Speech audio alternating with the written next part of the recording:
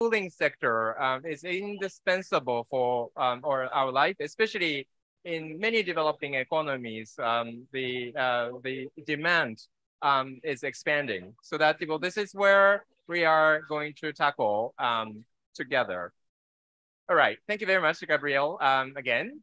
And we're going to dive into the second session. Well, the second session is where we are listening to countries' experience.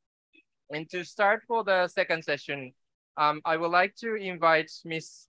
Osawa Yurie. She is a Deputy Director, Office of Fluorocarbons Control Policy, Ministry of the Environment, Japan. She's going to talk about what Japan's efforts on life cycle management, including HFCs. So Osawa-san, please.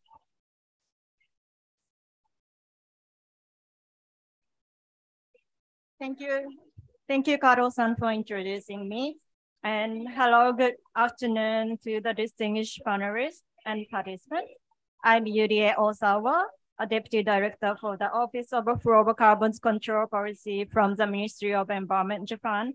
As a host of this side event, I am presenting how Japan addresses the HFCs emission domestically and globally in the life cycle management approach. Next slide, please. Let me start with the impact that HFCs emission would cause.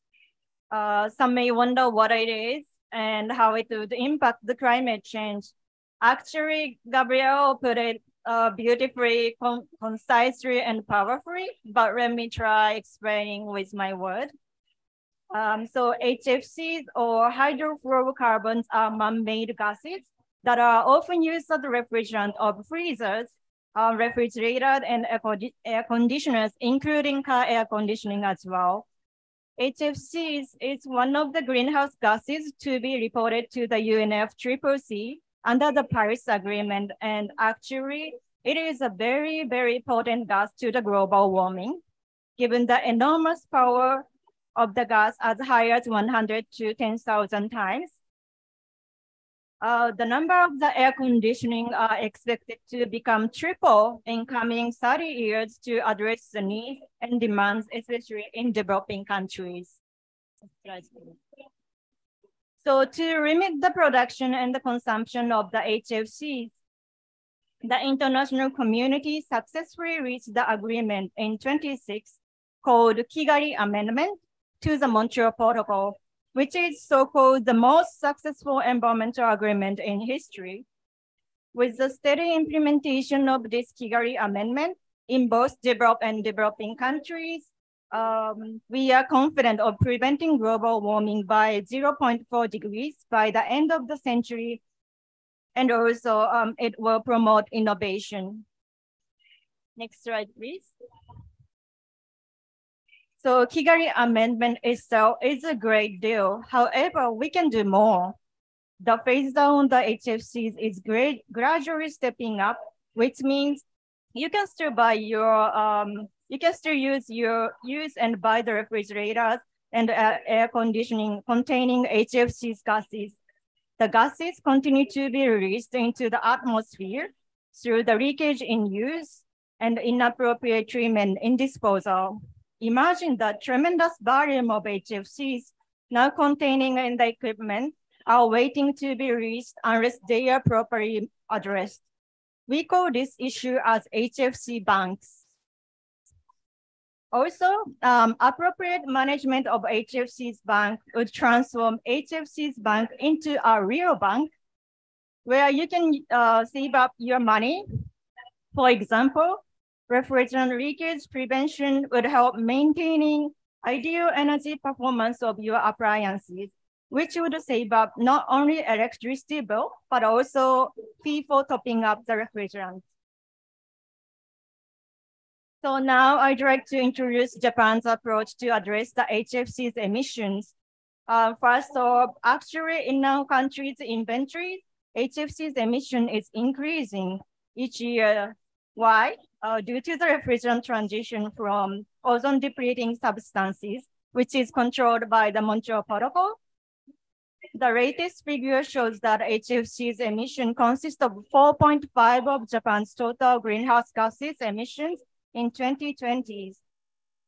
And most of the HFCs emission come from the refrigeration and air conditioning.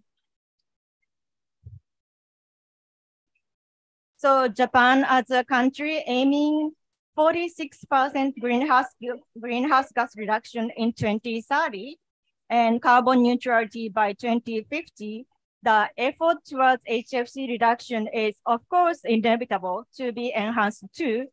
Thus, in Japan's NDC, we have set out our HFC's emission reduction goal as a 55% reduction by 2030 compared to 2013 level by employing the life cycle management approach.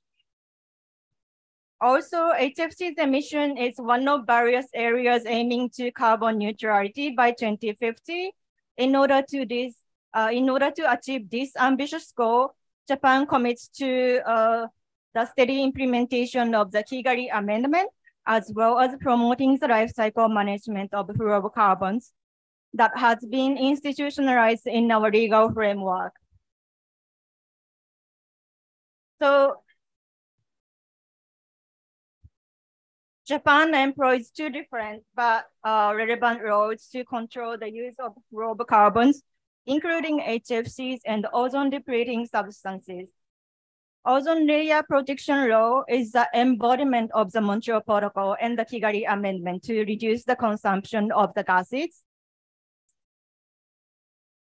And the Act on Rational Use and Proper Management of Fluorocarbons aim to prevent leakage, recover or correct refrigerants, and destroy or recycle the recovered refrigerant through mandate checkups and report of the leakage, technician registration, and mandate recovery of the refrigerant in disposal. The life cycle management of fluorocarbons, we believe, completes these 4 steps, including consumption reduction, leakage prevention, refrigerant recovery, and refrigerant destruction or recycling.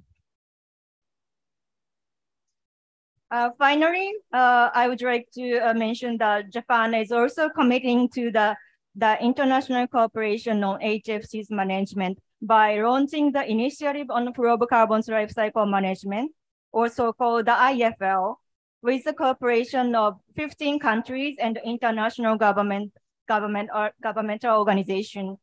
This Japan-led initiative aims to promoting the global awareness on the importance of the life cycle management of the refrigerants, cooperation on strengthening policy and legal measures, including integrating HFCs into their GHGs inventory and NDC, providing capacity building training to the officials and technicians, and also implementing HFCs recovery and destruction project in developing countries, namely in Thailand, in Vietnam, in Philippines, using joint crediting mechanism or JCM scheme. Next. So also the IFL in collaboration with the CCAC, which is Gabriel lastly mentioned, published the resource book for the life cycle management of fluorocarbons last March. This publication contains 20 good practices of fluorocarbons life cycle management from around the world with the hope to contribute to the replication in other countries. So I'll stop here and I look forward to strengthening our cooperation between countries on fluorocarbons life cycle management through this workshop at this COP27. Thank you very much.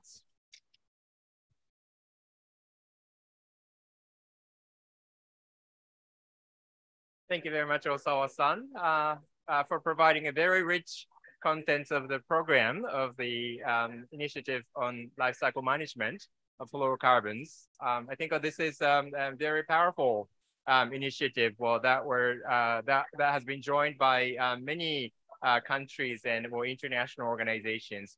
And I think based on the domestic experiences from Japan, well, now our partner countries, namely, well, she mentioned, well, like a case of Vietnam, Cambodia, and other countries. Well, they have been actually institutionalizing the life cycle management approach of fluorocarbons domestically. So that is actually the very first success. But we are sure we want to go more. So I think this is a good opportunity for us to discuss here.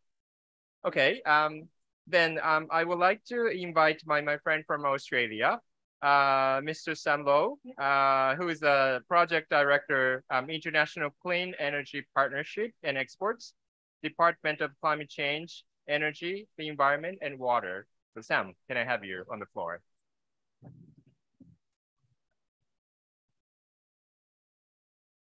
Thank you. Good day, everyone. Do I have some slides coming? Yeah, awesome. Hello. For those who are looking at the program, I was meant to be David Higgins. The difference is he has a massive big beard. I'm not David Higgins, Sam Low, but pleasure to be here. I want to thank Japan for hosting this, as always. They always put on really, really good events. I'm particularly pleased to be here with our colleagues from America and Japan government and India as well. So for my presentation today, sorry, just working out how to change the slides. You do it? Yeah, great, thank you. My talk today is going to be covering two main things. I think the first one, and this is something that both discussions have talked on so far, about why managing HFC emissions is so important to global emissions. And I think that's the importance bit, but also how productive those efforts can be in mitigating global warming, but also talk you through Australia's approach to managing HFC emissions. In talking through Australia's approach, I think the thing that I want to highlight in my presentation is the really the important role that partnerships between government and industry can play in taking effective action. Next slide. So while HFCs are only a small part of global greenhouse gas emissions, they're also a very important part. They're growing faster than any of the other greenhouse gases included in the Paris Agreement, as a result of a number of reasons, but primarily rapidly expanding use of refrigeration and air conditioning equipment in all parts of the world. And of course, efforts to replace ozone depleting gases, which have been phased out under the Montreal Protocol. When the HFC phase down was agreed in 2016, John Kerry said, "It is likely the single most important step we could have taken at this moment to limit the warming of our planet and limiting the warming for generations to come." And I think a very prescient point that our American colleague made. The Montreal Protocol will reduce HFC emissions by 85% by gradually turning down the tap on production of those chemicals. But we can do more by managing and reducing HFC emissions during equipment life and when equipment reaches its end of life. So what's the opportunity? There are four main ways to reduce HFC emissions. The first is, of course, the global HFC production phase down under the global Montreal Protocol. So far, 143 out of 198 parties have signed on to the Kigali Amendment, with more joining every month, which is very positive. But there is, of course, more we can do to reduce HFC emissions. One of those is to early domestic action to reduce HFC demand through a faster HFC phase down. Then there's the action to reduce the amount of equipment imported or manufactured using high global warming potential HFCs. There's the managing the use of the installed equipment to reduce emissions. And then, of course, there's recovery and destroying HFCs at their end of life. So in Australia, we've tried to use a combination of all these tools to reduce HFC emissions. Australia's HFC phase down was agreed in May 2016, slightly ahead of when the Kigali Amendment came into effect. And we started our phase down in 2018, a year ahead of the Montreal Protocol requirement. Our starting point for that phase down was 25% below our baseline. And we have reduction steps every 2 years, which is more than the protocol requirement. The philosophy behind those more frequent step downs in our HFCs is about providing that smaller and more frequent reduction steps, which are easier for industry to digest and respond to. So it's about providing that certainty for industry, and we think delivers overall greater impact. Australia will use 25% less HFCs than permitted under the protocol between 2019 and 2036. Australia has also sought to go beyond the Montreal Protocol and put in place additional requirements. And there are a few other things that have been touched upon in the earlier presentations. We have provisions for bans on the import and manufacture of equipment, which can be used to reduce the amount of equipment charged with HFCs as they enter into Australia. Obviously, that's good for Australia, but it also provides that broader signal about technology. In the past, Australian equipment manufacturers have been quick to move to less harmful alternatives, and bans have been used to support industry transition. We also ban the use of disposable refrigerant cylinders, which have been shown to be a large contributor to emissions. It is also in Australia an offence to deliberately emit a HFC refrigerant, including by repairing a piece of equipment before, sorry, including by recharging a piece of equipment before repairing any leaks. Beyond that as well, sorry, next slide, thanks. Also want to talk about the importance of workforce and skills. So in 2005, we set up a mandatory licensing for technicians working on refrigerations and air conditioning equipment. As has been discussed, the primary causes. This was to ensure that people working on this equipment were properly trained to install and maintain equipment to reduce preventable refrigeration leaks. These technicians are required to follow Australian standards and codes of practice, again, to avoid those preventable leaks. The licensing system has had the added benefit of improving the energy performance of equipment, which further reduces emissions. And again, having that skilled workforce who know how to follow codes of practice and industry standards. And this is the point that Japan touched on before. And technicians are also required to recover waste refrigerant and send it for disposal. Australia also has a scheme for managing refrigerants at the end of their life to ensure they're recovered and destroyed. HFC importers of equipment containing HFCs must be a member of product stewardship schemes. In Australia, we have one product stewardship scheme called the Refrigerant Reclaim Australia. It is industry owned, funded and operated and is acknowledged around the world as being industry best practice. It was actually established all the way back in 1993, initially as a voluntary scheme to recover and destroy waste ozone depleting refrigerants. And in 2000, it was expanded to include HFC refrigerants. Product stewardship and technician requirements to recover refrigerants became mandatory in Australia in 2005, which saw a significant increase in the amount of refrigerant recovered. I think it's really interesting to note that Refrigerant Reclaim Australia, sorry, next slide actually, sorry, I think we're one off there, thanks. Interesting to note that Refrigerant Reclaim Australia is actually entirely industry funded. So it's funded through a small levy on all imported refrigerants. That levy is then used to pay sort of a bounty or a fee for technicians to recover the refrigerants and fund the destruction at the end of life.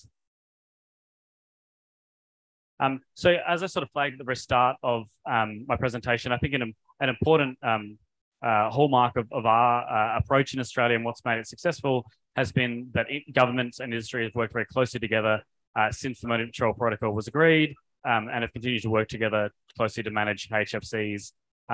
Australian industry, and I sort of mentioned the originations of some of the industry streams, they actually saw the need to change well before the Montreal Protocol, firstly away from ozone depleting refrigerants and now away from HFCs.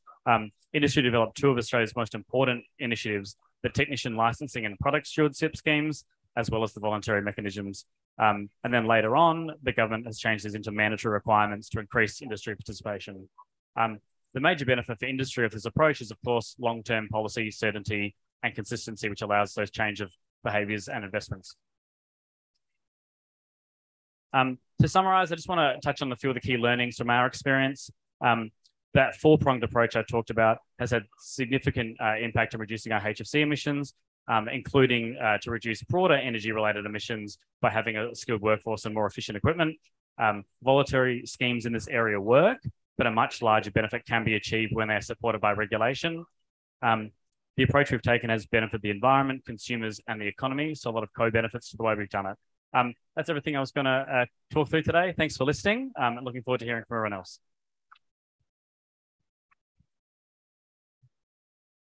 Thank you very much, Sam, for introduction of the Australia's experience. Actually, well, the Australia has been a very visible, the leading country in the Kigali negotiation, but also in this climate areas. We work very closely with each other, but also for the international cooperation in the cooling sector.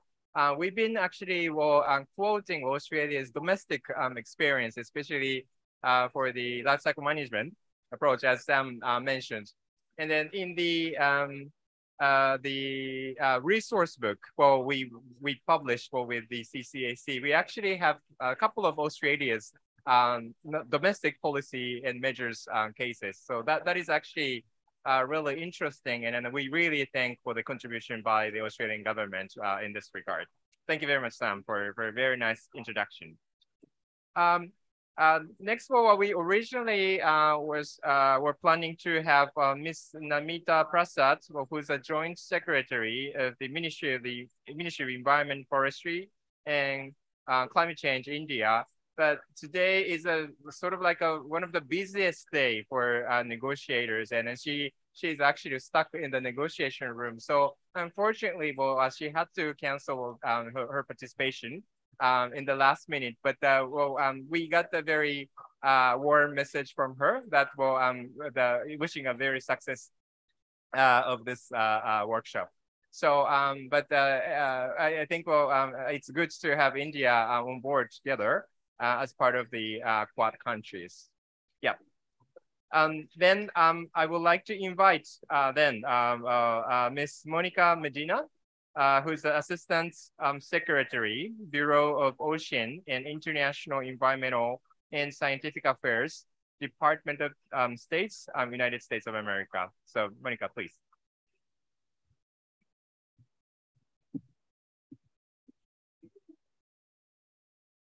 Thank you so much. It's very nice to be here. Thank you to Japan for hosting us.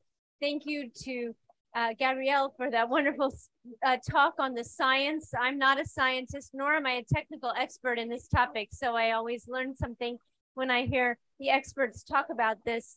And thank you to our other Quad partners, Japan and Australia and India, as well, for making this part of our Quad working group. I'm honored to be here today to share our expertise on reducing hydrofluorocarbons, or HFCs, and discuss how our actions will support global efforts to tackle the climate crisis.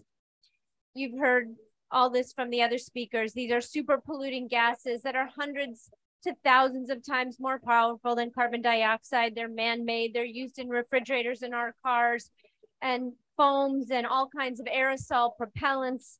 But while they make up only 1% of total greenhouse gases in the atmosphere, but the increasing demand for air conditioning and refrigeration has led them to become one of the fastest growing greenhouse gases, something that we really needed to get ahead of. More production and consumption of HFCs means more emissions in the atmosphere, countering other efforts to avoid further global temperature rises, which is why we needed to phase down HFC production and consumption and replace it with global warming, high global warming potential HFCs with the next generation of refrigerants combined with improvements in energy efficiency. And those things can help reduce our emissions and prevent even further temperature rises from happening. This is a vicious circle. If we didn't get ahead of this, if we didn't stop creating this problem, we would only be making our challenge more and more difficult. Which is why the global implementation of the Kigali Amendment is so important. It requires the parties to cut their production and consumption by more than 80% over the next 30 years, which is huge. And the world can prevent more than 70 billion metric tons of carbon dioxide equivalent emissions by the middle of the century. That would allow us, as Gabrielle said, and that's important. It sounds like it's such a tiny amount, 0.1 degree, so small, and yet we're trying to stay within 1.5 degrees. So every 10th of a degree matters. And to avoid this 10th of a degree by 2050 would be huge. And again, on top of the already cascading problem that this would be if we weren't getting ahead of it, it would be even worse. But by doing this, by setting us on this path, we will avoid half a degree of or more of warming by the end of the century. So that's why this was all so important. There can also be some indirect benefit from a global HFC phase down. For example, we can improve energy efficiency of the equipment we design as replacements and related reductions in other air pollutants. So there's more than just the benefit for climate in this one particular area. We can also benefit from reduced energy consumption and again, reduce our emissions from currently greenhouse gas emitting energy consumption. So there are many, many reasons why the US is very excited to be taking full advantage of this climate mitigation opportunity by using the Montreal Protocol's institutions, particularly the Multilateral Fund, where we can maximize the climate benefits of the HFC phase down to gain even more benefits than what I already said. So not only do we have the benefit from the new chemicals, but we also are benefiting from the institution of the Montreal Protocol itself by creating the tools and the capability for other countries to also phase down. And another way that we can maximize the climate benefits is to increase the capture and reuse of the HFCs already in our refrigerants and our refrigerators and air conditioning equipment. Another thing that our other speakers have talked about. So we're very excited to see all the different ways that we can use the Montreal Protocol and the Kigali Amendment to improve our climate future. And I think the most interesting thing about this, and the thing I hope that is even more used in the future, is the notion of circularity, which we don't see enough. And if we aren't careful, we could repeat some of the same mistakes we're making again if we are not thinking about circularity in everything that we do to combat the climate crisis. So the big news for us in the US is that after many, many years of struggle and work on the Hill to persuade members of Congress that this was the right thing to do, I'm very proud to say that in the last month, the United States ratified the Kigali Amendment. That means we achieved a goal of ours, which was to become a full-fledged member of the Kigali institutions. And this paves the way for further global efforts by the US to reduce HFCs through innovation and the manufacture of HFC alternatives. For us, and the selling point for us was that it's about jobs. It's about spurring economic development by supporting an estimated 33,000 new jobs just in our country alone. And we know that that's just a fraction of what it's creating all around the world. So we're just glad now to be fully a member and able to take advantage of that. That generates for us in our government, in our economy, 12.5 billion in new investments in clean technology to solve the climate crisis over the next decade. These are technologies that we hope to be able to scale and expand to other countries to give more countries access to energy efficient products and low GWP alternatives. And it's going to reduce the demand for HFCs by facilitating the transition to the next generation technologies through sector-based restrictions. So the US is working very hard to phase down super polluting HFCs domestically. And we've been doing this already for a while. Even though we hadn't ratified the Kigali Amendment, we had put in place the domestic legislation. It was called the 2020 American Innovation and Manufacturing, or AIM Act. And the elements of the AIM Act are how the US has implemented this provision domestically. They aim to control the production and consumption of HFCs and reclaim and reuse HFCs domestically that have already been produced. The AIM Act provisions on increasing opportunities for reclamation and releases are new for the HFC phase down as compared to other ozone depleting substances covered by the Montreal Protocol. And it shows that there's a growing recognition that this area is important for managing our refrigerant transitions and ensuring we are not leaving additional emissions reductions on the table. Like all aspects of the HFC phase down, efforts to minimize emissions require close cooperation with our industry stakeholders. And rest assured that these efforts will contribute to achieving HFC emissions reductions and help us meet our climate goals. We appreciate the work undertaken by so many other countries that have ratified the Kigali Amendment. And we are working on ways to reduce our own HFCs. Through our joint efforts, we will transition the world toward a net zero economy. We must do everything we can to ensure we are successful in reducing HFCs and becoming more adaptive and resilient to climate change. And I'll just close by saying, I remember when I started working in this field, the growing fear around the ozone hole. And we thought we had solved it. And we thought we had come to the answer. There was a silver bullet, except there wasn't. And so we always have to me, that was a really big lesson in the whole climate debate and struggle and challenge. We can never think that we have found the silver bullet. We can never rest on some old technology. We may unwittingly have done something that causes a condition in some other area of the climate crisis that we will be making things worse for ourselves in.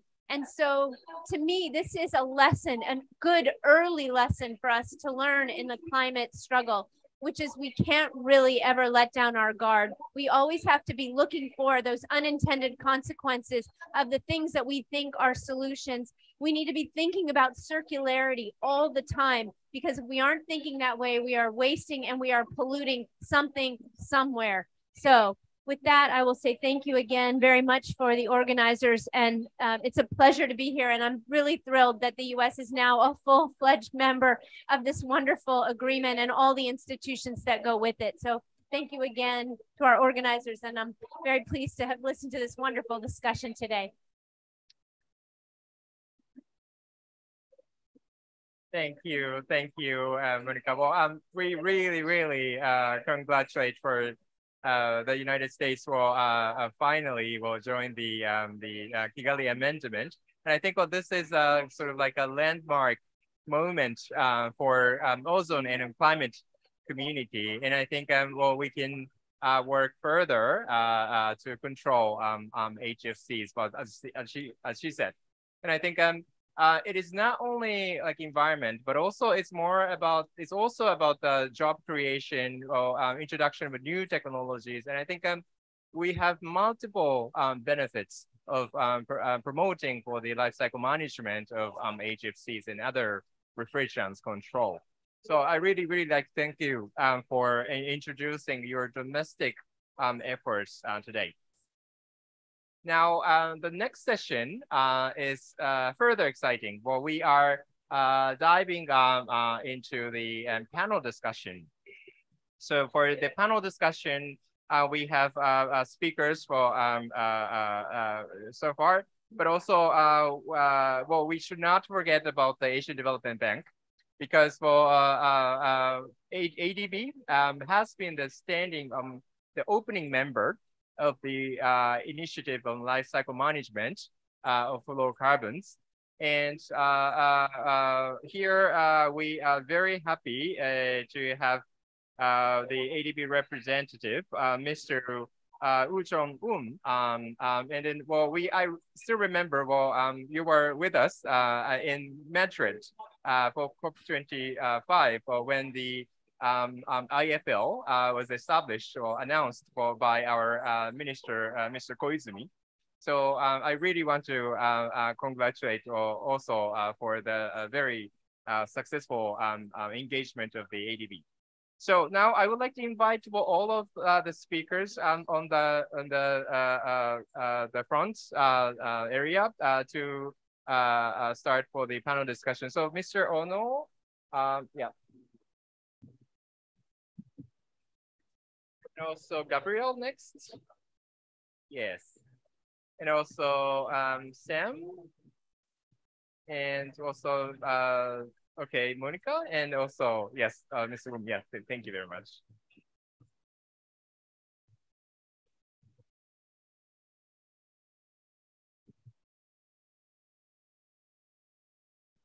Okay. I think it looks better if we have same direction. I think rather than podium, I think it's good to see your face like this. So today we have excellent speakers for the panel discussion again, and we have prepared for 3 different questions, so that I would like to pose on the screen, well, the guiding questions. But I think this session can be very interactive, so that having for the guiding questions, well, we are asking for throwing this question to the panelists. But also after that, well, you're welcome to raise questions, comments, and also expectation to all of us for our further collaboration together. So first, I would like to read out the questions posed. Sorry for the panelists, well, you cannot actually see. So, but this is a very informal setting, so that yes, maybe we can take a picture of having the panelists for saying that question. So I would like to read out the 3 questions. You can take any of this as you like, but okay, I would like to start with the first question. What kind of actions do you emphasize to reduce HFC emissions in your country or organization? The question number 2 is, what is the next areas of your focus to accelerate HFC emissions reduction in the context of net zero emissions? And the third question, are there any suggestions regarding global efforts on HFC emissions reduction, including on the initiative on fluorocarbons lifecycle management, IFL? So that this is very, very sort of like a soft question, so that you can frame those questions as you like, and also you can maybe modify your these questions for in your own context. Yes. So I would like to start for requesting, well, maybe Mr. Woon, because yes, you're a very important partner in this event.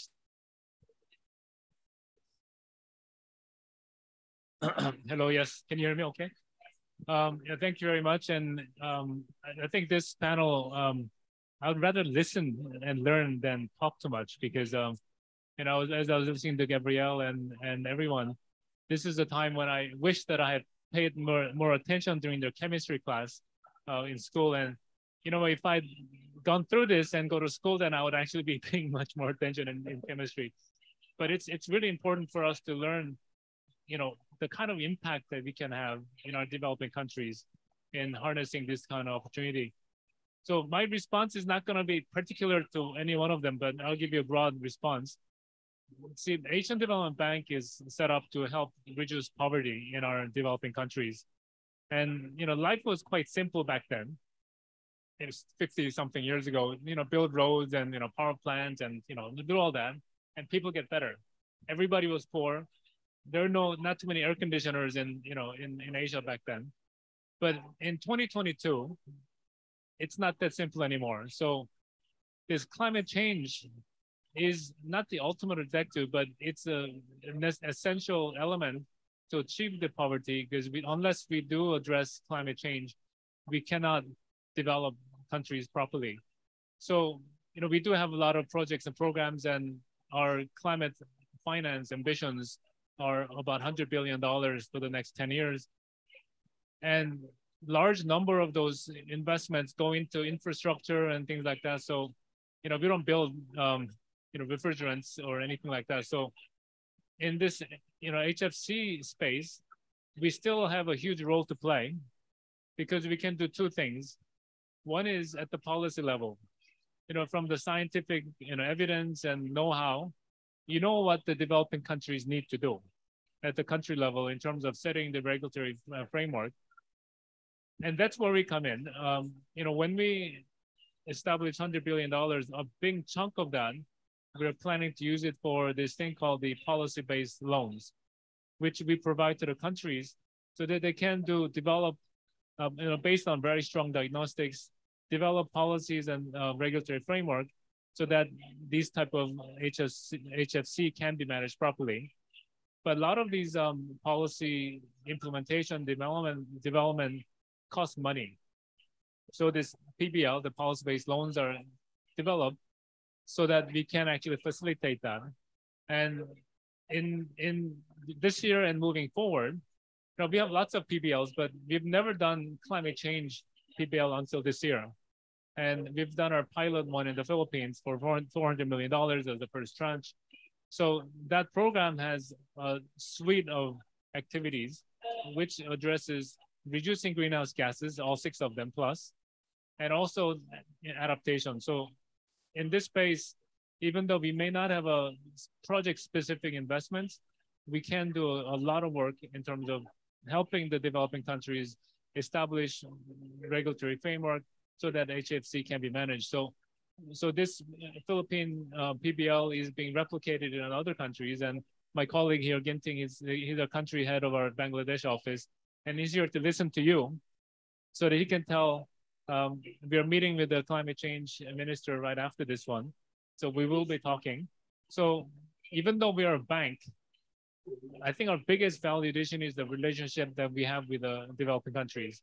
As a trusted partner, we will tell them and advise them, and sometimes give them the tough medicine so that they have a long-term sustainability. So that's the policy level intervention. But we also have very specific activities in leveraging carbon market. And carbon market, as you know, it's under Paris Agreement, Article 6. We can do this. And from the Japanese government, we have this Japan Fund for Joint Crediting Mechanism, which we can have a very specific project level intervention to reduce HFC. But we're also setting up our own fund as well. So we can do that as well. So let me stop here and pass on the microphone to the next person.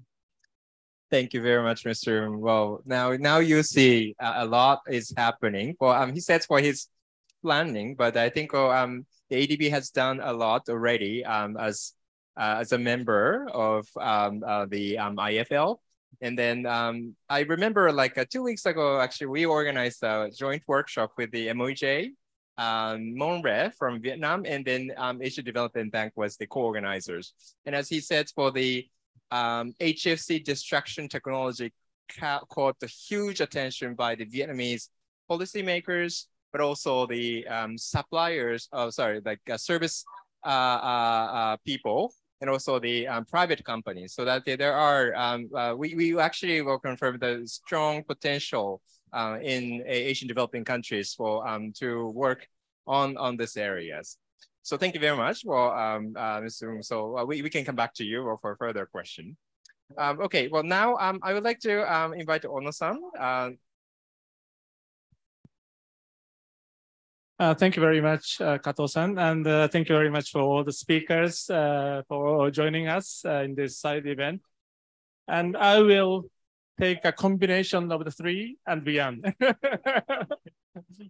So let me first emphasize that as IEA estimates that the number of air conditioners will be tripled by the end of 2050.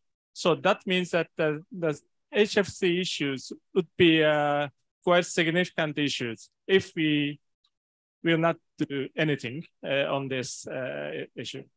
So thanks to the US and the EU, the awareness on the methane emission is growing and growing. So people are coming to aware of the importance of methane emission reductions.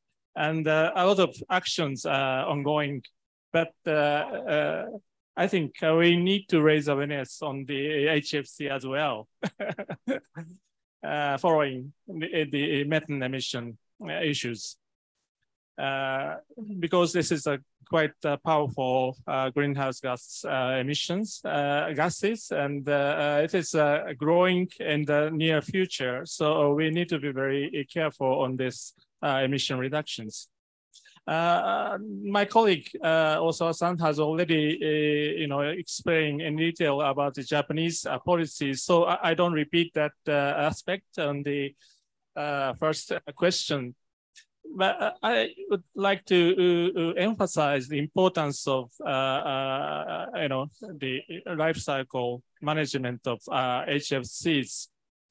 Because the Kigali Amendment is very powerful tool to control the production and consumption of HFCs, but still we have a bank issues remaining, and we are moving to the zero emission. It's a very high ambition, zero emission issues by 2050. So we need to be very careful about the remaining HFC gases in appliances and equipment. And we are actually struggling to persuade, business sector why they should, take care of the, emission, the reduction from the leakage of their appliances. they might think that it's not their business, or they want to forget about that. It's not anything important for their business. But I believe that's not true, because from the incentive side, if you use appliances which have less amount of HFC refrigerant, then the performance of the appliances, performance of equipment will decrease significantly. That means that they consume more energies. That means that you need to pay more money for your energy, electricity. So if you prevent the release of HFCs from your appliances as early as possible, you can save money, you can save energy. So that's, I think, a great and good incentive to persuade any business sector and the users of the appliances to take care of the release of HFC emissions. So, but I do believe that this kind of awareness is not well received anymore. So we need to raise awareness and this kind of incentives to avoid emissions of HFCs, not only in Japan, but also all around the world. This is relates to the second one. And third one, we are working with several countries in Asia Pacific region, like Cambodia, Vietnam, as well as Philippines. But the effort of the Japanese government is so limited. So we need to work with ADB and CCAC to expand and to replicate the experiences and expertise on this aspect towards all around the world. So that's the point we are looking for. That's why we are very much looking forward to working with CCAC as well as ADB to expand our efforts to the world. So that's what I relate to the third question and the how we can expand the activities of IFC. So I think the collaboration with CCAC, ADB, and any other like-minded organizations and like-minded countries are crucial in this regard. Thank you very much. Thank you, Ono-san. I think the MOJ has been putting both energy tremendously on this areas, and it's been very successful. We started with a small number of group of countries organization, but I think it's expanding. And I think also we have been delivering for the tangible outputs and probably outcomes for the our partner countries for in Asian developing nations. They have amended laws, and they are now introducing like systems in this regard, so that we didn't expect that comes so early, but now we're ready to reduce greenhouse gas, very powerful greenhouse gas such as HFCs.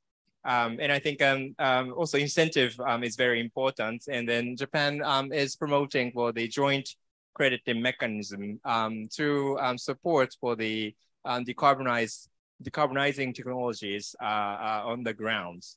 All right, thank you very much, Ono-san. So now I would like to invite Gabrielle, maybe.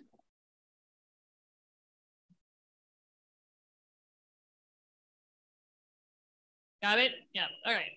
So I'm here again representing the Climate and Clean Air Coalition. So we don't have these policies. We work with governments and practitioners to help countries learn from one another to implement these policies.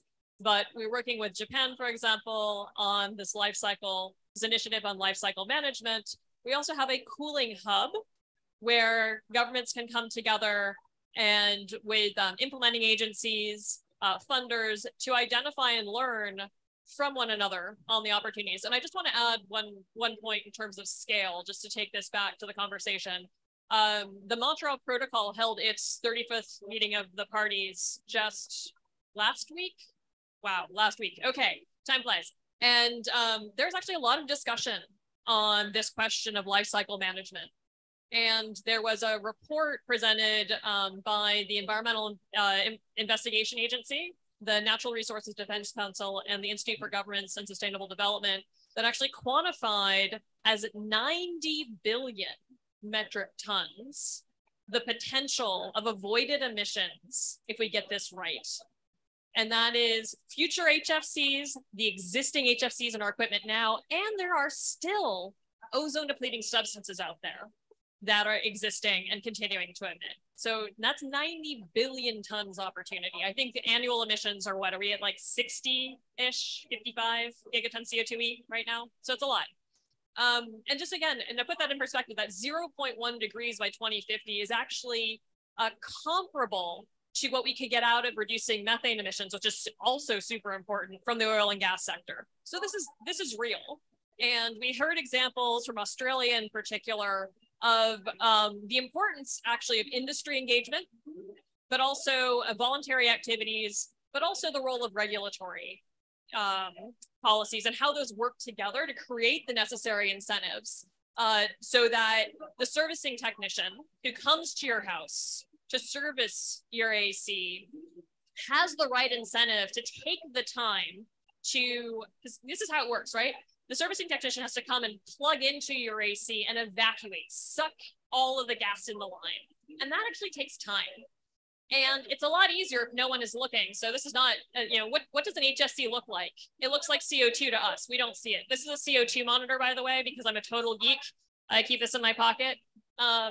But we don't see those HFCs. So it's actually, even when you have regulation in place, no one is looking over the shoulder. If we don't have the right incentives in place, and it's not easy for the servicing technician to take the time to collect. And I'm just thinking about what Monica was saying is circularity. Circularity is so important here. We have, I think Al Gore actually said this a few days ago, we have a tendency to treat the atmosphere as an open sewer because we don't see these things. Imagine if there was a purple cloud that happened every time someone serviced an AC. Someone might notice, and we would probably have the policies and such in place. So we don't have that visibility. So we need to work with Asian Development Bank, work with partners who know how to put in place that trifecta of the voluntary programs, the licensing and certification, the regulatory requirements, these incentives, so that those technicians, when they come to your house to do that servicing, but also upstream, like you were saying, the responsibility of the manufacturers.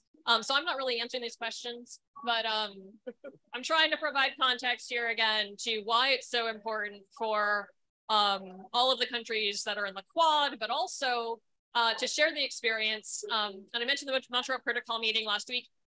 One of the really positive developments, like I said, was there were a lot of presentations. There are a lot of companies that are involved in this space, that circularity, who see value in collecting and recycling some of these gases as some of these phase down schedules come into place. Some of the legacy chemicals are going to become harder and harder to access. And if you have an air conditioner that uses a legacy chemical that still has operating life and it's efficient, because efficiency is also very important, making sure that you have access to those is a piece of this puzzle. And I am thinking of the circularity. This is all about closing that loop so that we can avoid that 90 billion tons of emissions. Thank you very much. So the question is whether we're missing this 90 billions or not. And I think, this is something we can do as a low-hanging fruit here. But here, the problem is, the awareness is not necessarily high as we expect yet. So it's coming up, and we need your support. We need your help to disseminate this benefits of this opportunity to tackle this very powerful gas emissions reduction in a very short term. So this is, thank you very much. I really agree with you. Okay, Sam, please. Thank you. So I want to start, I guess, with a little bit of maybe a reflection on our experience and how we're sort of learning from that in other aspects, and I think what it means more broadly for mitigation efforts. And I think it's to do with, and you sort of touched on this as well, the interplay between strong regulation, good government action, and industry action. But I'd add into that, I guess, the impact that has on social license for these changes. So the anecdote is, so I grew up in South Australia, which is an incredibly hot place. In the peak of summer, it's regularly 40, pushing 45 degrees, often for days and days at a time. And there is nothing worse than getting in your car and trying to drive and trying to turn the air conditioner on, and it's sort of just like breathing out lukewarm air. It's horrid. It's horrible. But it also has real world health impacts on people, particularly, at the moment with really, really high energy prices, and that feeds into health issues, social issues, and a whole range of other factors. And I think what's been helpful in our situation is the fact that we do have this sort of this co-driven effort between industry and government, which means that when your technician comes to fix, or you go to the mechanic and ask them to fix your air conditioning, not only do they have the incentives, but they also understand the benefits of it and can communicate that to the consumer, which builds that long-term support for the actions in a way that it just becomes a sort of a neutral issue and you just get on with it. I think that doesn't mean you can be complacent. I think clearly the Kigali Amendment shows, we need to be monitoring this and staying on top of it. But I think in Australia, in the HFC space, I think we've got the right settings. But I think now we're thinking about, well, what can we learn from that and apply to other sectors? So I think really importantly in Australia, and this is quite a recent thing, is that we've now taken the time to legislate our emissions reduction targets, sort of economy-wide, which provides that really top-down signal. Underneath that, we're also thinking about, well, how can we take that sort of co-government, co-industry approach? One of the signature pieces we've got is a sort of emissions intensity scheme for some of our really large industrial producers. Now, really central to reducing those emissions is also energy efficiency, which comes back to a very similar point in the HFC space around skills and people. Often the biggest and the most influential people in the energy efficiency space are the engineers, technicians on site, making those day-to-day operational decisions and investment decisions. And I think, thinking about them and trying to do their job, it's about having that top-down signaling, there's incentives in place, but then also taking the time to invest in the skills and working with industry to understand their pathways. So I think, and again, that builds that long-term social license. So when we're talking about mitigation, governments are able to communicate those benefits. I think the other point I'd make is, and I was on a panel last night talking about linkages between mitigation efforts and adaptation efforts. And I think, I forget who it was, but someone made a really, really good point, is we often think about these things in different categories of action to respond to climate change. And I think in a lot of ways, that kind of misses the bigger picture about a lot of times the actions have a lot of benefits, and we need to be better at communicating that in a holistic way. And I think, when we're talking about HFCs, for all the reasons discussed before, I think we need to do better at communicating. This isn't just about mitigation. This is also about energy efficiency, reducing your energy bill, and improving performance. And I think that's a much better and cohesive story to be telling people. Thank you very much, Sam. I really agree with you. Okay. So Monica, please. Yes, there it is. Yeah. So I'll tackle the three questions. I'll be a bit mindful of your request.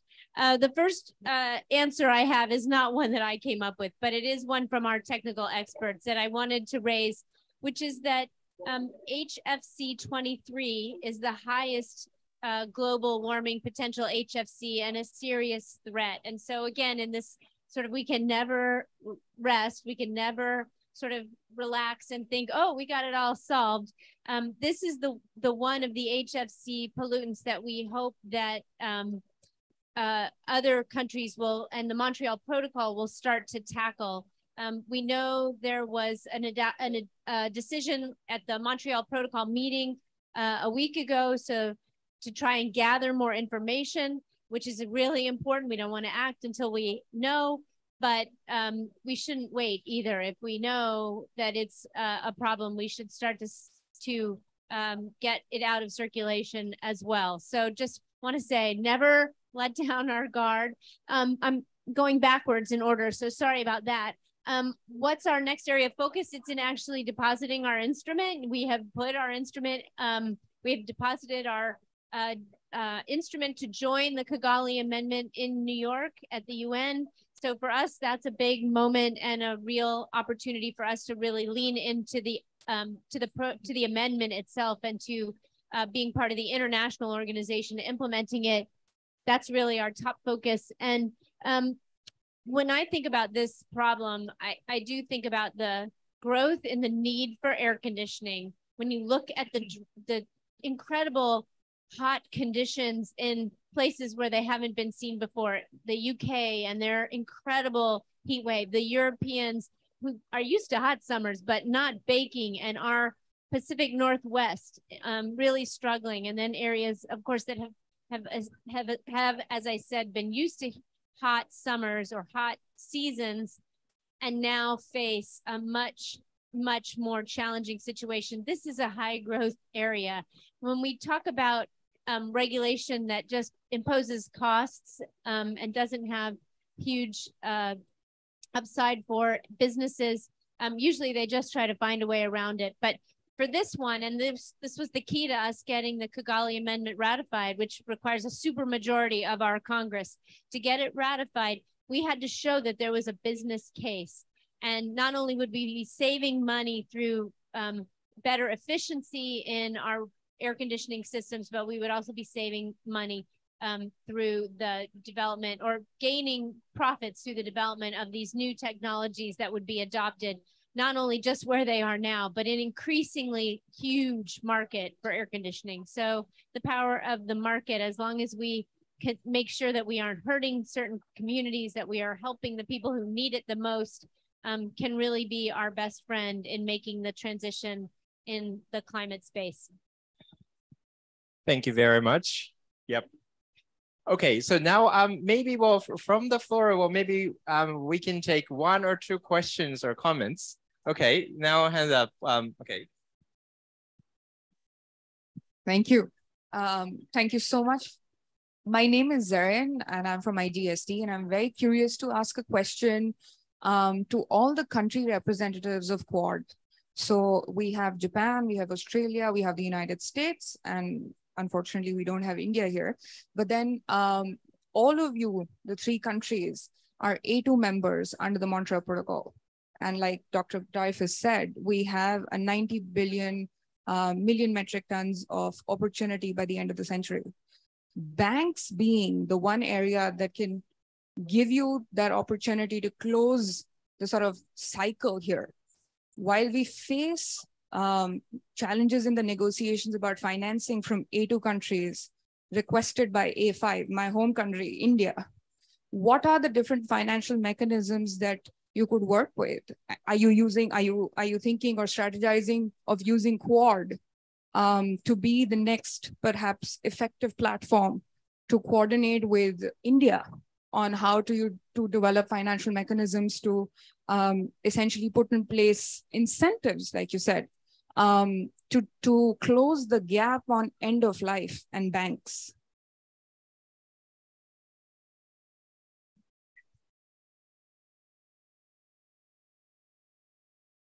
Thank you very much. My name is Francisca. I'm from Ghana.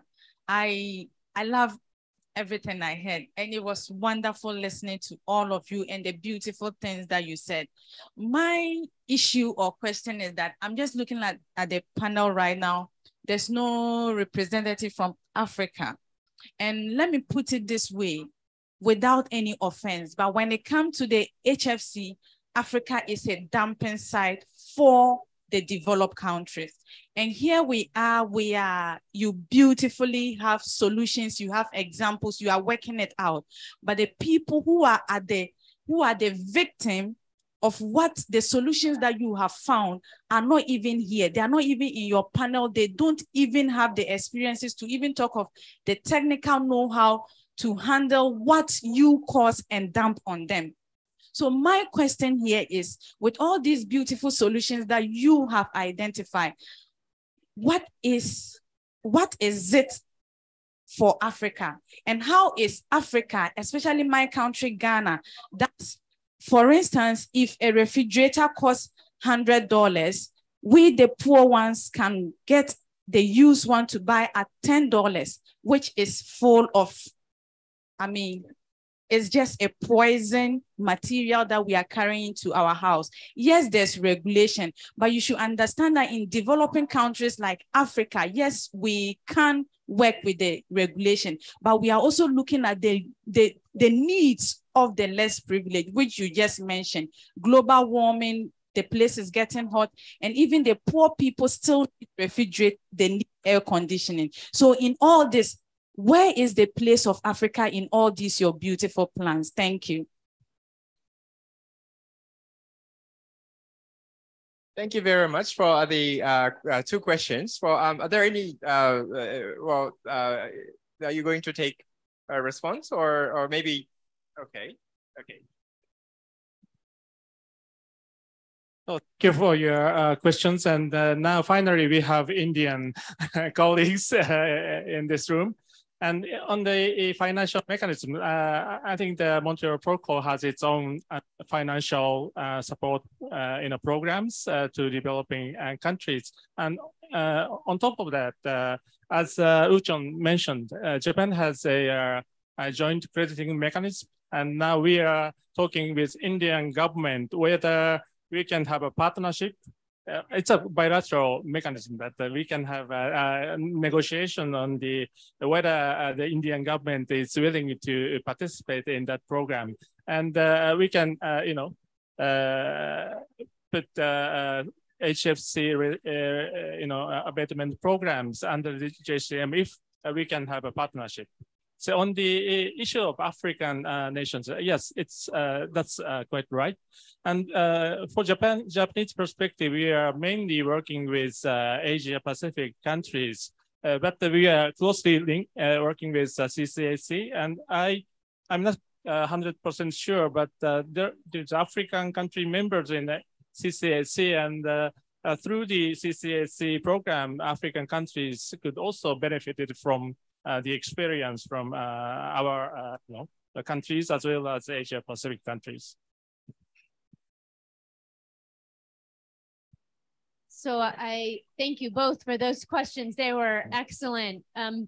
What I would say is through our Quad partnership, we're hoping, and now your countries in India leading the G20, I think there's an opportunity for them to drive this further, actually, this sense of how do countries that are in the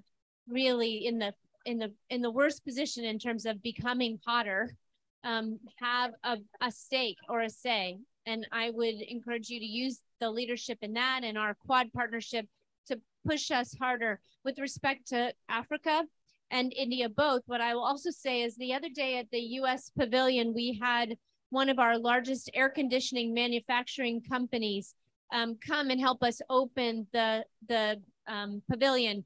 And they were here actually in the region to announce the opening of factories in India and here in Africa. I don't believe in Ghana, but here in Africa, to create more air conditioning products and more jobs here, creating air conditioning products that will help the people here.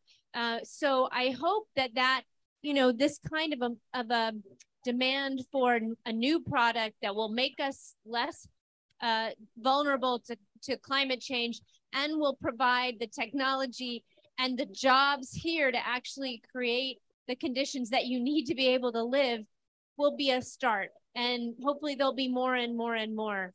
And, that's I think the best answer I have now, but we will continue to work on it. So keep holding us to that, please. Thank you very much. I think we're so that maybe we're closing. But I think this is evidence of what we want to do and how much we want to do. So I think we after this, you're invited to stay in this pavilion. Then we can continue to discuss. But sorry, we have to close this event. But thank you very much for questions and also for the discussion, for your active participation. But now I would like to have Mr. Woon to give a final statement. Well, you can stand. Yeah, thank you. Okay, thank you very much. It's been a really learning experience, and I'd like to, Your Excellency, Vice Minister Ono, and distinguished colleagues, thank you for being here. as a representative of the Asian Development Bank, this is a really important topic. So, this is something that we need partners like yourselves to be able to work with us so we can help our relationship, we can use our relationship with our countries and our banking ability to make it bankable at the end of the day. So as it was mentioned, I was here 3 years ago, about 2 COPs ago, at the launch of this initiative on fluorocarbons lifecycle management. It's a pleasure to be here to continue to support. And as I mentioned earlier, there's Quad governments and the intergovernmental organizations working upstream and downstream efforts are critical to get this right. So I know it's late, so I just wanted to reiterate our commitment to be part of this initiative so that we can play a role in this very important topic. So thank you very much for having us here, and looking forward to staying in touch. And if I need any technical experts, I'll call you and you can come back to us. Thank you. Thank you very much. Thank you very much, Paul. So I think this concludes for this event with a very successful. Thank you very much for your active participation. Yeah. Also, maybe we can stand up and then take a shot of photos.